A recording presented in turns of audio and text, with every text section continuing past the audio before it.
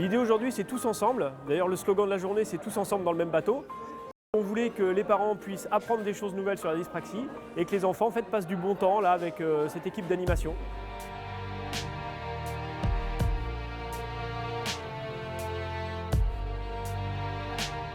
Donc, la SAD est mécène là, sur cette journée pour la dyspraxie. L'intérêt principal, de montrer que l'entreprise peut aussi être présente, pas seulement sur les marchés, dans les travaux, mais également dans tout ce qui touche à la vie de tous les jours.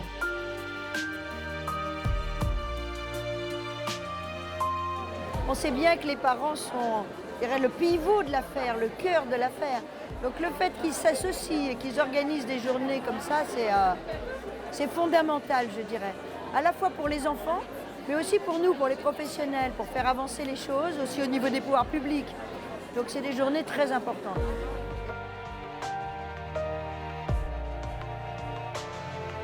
Moi, c'est d'abord une affaire de rencontre, d'avoir rencontré des parents dyspraxiques et de me rendre compte que je n'avais jamais entendu parler de la maladie. Ça a un peu éveillé ma curiosité et puis mon envie du coup de m'investir pour que la dyspraxie soit mieux connue.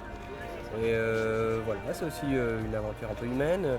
Et cette journée, elle a eu un bon exemple de voir qu'on peut se rassembler et du coup, voilà, donner du courage et du baume au cœur à tout le monde.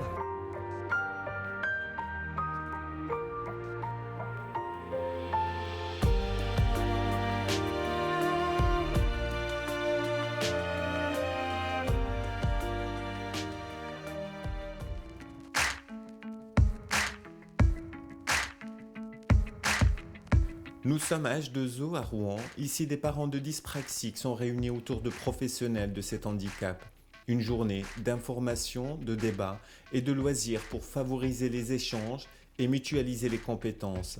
La dyspraxie reste un handicap méconnu. Ce sont des enfants qui présentent des difficultés d'organisation gestuelle, sont souvent appelés des enfants maladroits, alors qu'ils n'ont apparemment, aucune raison d'être maladroits. C'est-à-dire qu'ils y voient bien, leurs muscles fonctionnent bien, etc. Et donc ce trouble qui a des répercussions importantes dans la vie quotidienne, puisqu'ils sont très lents, a aussi beaucoup de répercussions dans la vie scolaire, par l'intermédiaire par exemple, du graphisme ou des gestes scolaires, et peut avoir aussi des répercussions dans l'ensemble des apprentissages. On appelle ça souvent des troubles spécifiques des apprentissages chez l'enfant, comme tous les dys quelque chose, les dyslexies, les dysphasies et les dyspraxies en font partie. Cette journée, une première, a été organisée par le club de voile de Saint-Aubin-les-Elbeufs. Un travail de longue haleine dirigé par Rémi Hannequin, responsable de la base de loisirs de Bédane. Ça fait 7 mois qu'on travaille dessus, donc c'est beaucoup de travail évidemment. Et puis là, je vois avec plaisir qu'on a rempli à la fois l'auditorium pour les parents et les professionnels de la santé, en même temps que les enfants là sont à peu près 70 à faire des ateliers de différentes teneurs. Alors je vous explique pour ceux qui arrivent. En fait, l'objectif de cet atelier-là, c'est de dessiner, de choisir un dessin que vous allez colorier. Et ce dessin, on va l'accrocher au ballon. Et cet après-midi, quand on fera le lâcher de ballon, vos dessins, ils partiront dans le ciel. Donc, les enfants doivent passer sur tous les ateliers. Atelier activité manuelle, bracelet, atelier scientifique, gonflage de ballon. Il y a aussi le musicien qui est là pour faire répéter les enfants, parce que cet après-midi, ils vont chanter une chanson avec Ronan Luce. L'objectif, c'était d'occuper les enfants qui se rencontrent et voilà, qu'on passe une bonne matinée pendant que les parents sont à la conférence. Cette journée a réuni des parents de dyspraxiques venus de toute la région, souvent isolés et seuls face à la dyspraxie. Aujourd'hui, ils peuvent échanger entre eux et avec des professionnels concernés par le handicap, des parents en première ligne face à la dyspraxie. C'est plus qu'important, je crois que c'est le nœud de l'affaire. D'abord parce que ce sont les parents qui se rendent compte que quelque chose ne va pas chez l'enfant. Ensuite parce que ce sont les parents qui sont en première ligne par rapport aux troubles, mais aussi par rapport aux apprentissages scolaires, par rapport ensuite à tout ce qui va être demandé à l'enfant et aux parents. Les rééducations, les adaptations scolaires, c'est eux qui vont être un peu la clé à la fois de la demande de diagnostic, mais aussi peut-être des capacités de réussite chez l'enfant. Comment est-ce c'est eux qui vont mettre en place ou autoriser ou faciliter la scolarité de l'enfant, quand même toujours dans des conditions difficiles. C'est quoi ton souhait?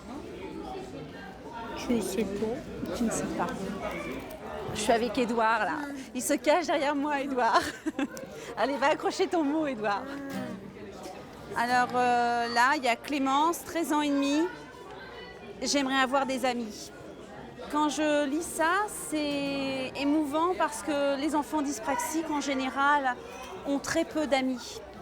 C'est des enfants qui sont souvent un peu isolés et ils sont jamais invités par exemple à des anniversaires ou à des fêtes.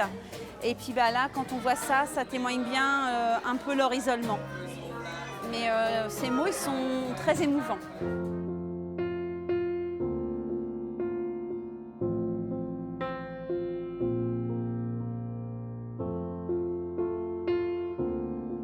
L'après-midi, c'est au club de voile que les familles et les professionnels se sont retrouvés. On peut se mettre debout? Non. Attends, non.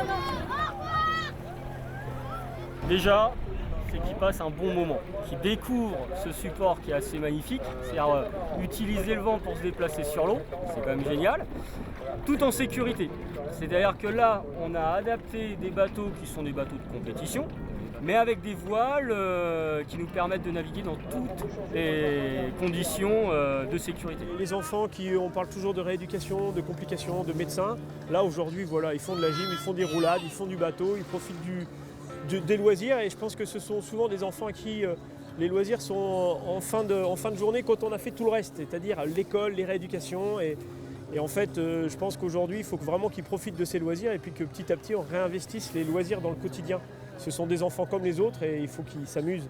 Donc là, je suis content de voir que cet après-midi, a priori, ils s'amusent. Il y a le bateau qui sur le côté droit, et là,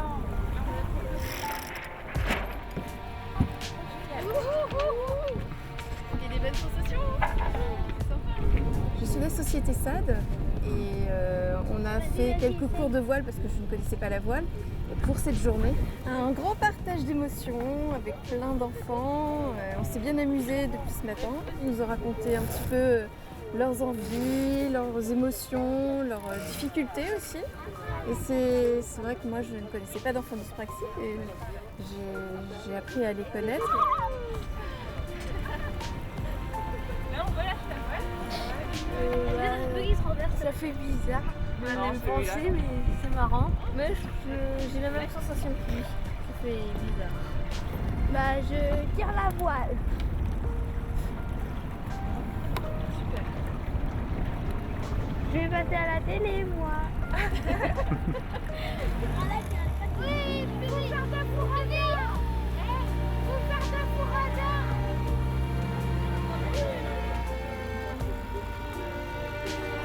On vit dans une société et quand chacun peut amener sa petite pierre, hein, ou alors on vit tout seul dans son coin, ou alors on essaie de faire avancer les choses et quand, à son niveau, quand chacun amène une petite pierre, ça fait avancer les choses. Et tous les bénévoles, là, il y a une quarantaine de bénévoles quand même qui sont sur cette organisation, chacun à sa façon nous aide et le résultat est là, quoi.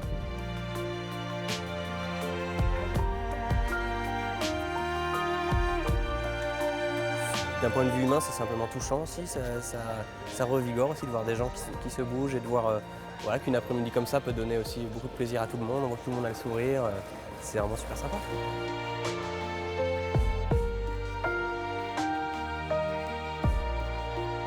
C'est vraiment l'échange qu'on peut avoir avec les autres parents, de pouvoir chacune et chacun échanger nos expériences, notre ressenti par rapport aux difficultés et de pouvoir récupérer des informations à droite à gauche qui vont nous permettre de progresser pour nos enfants.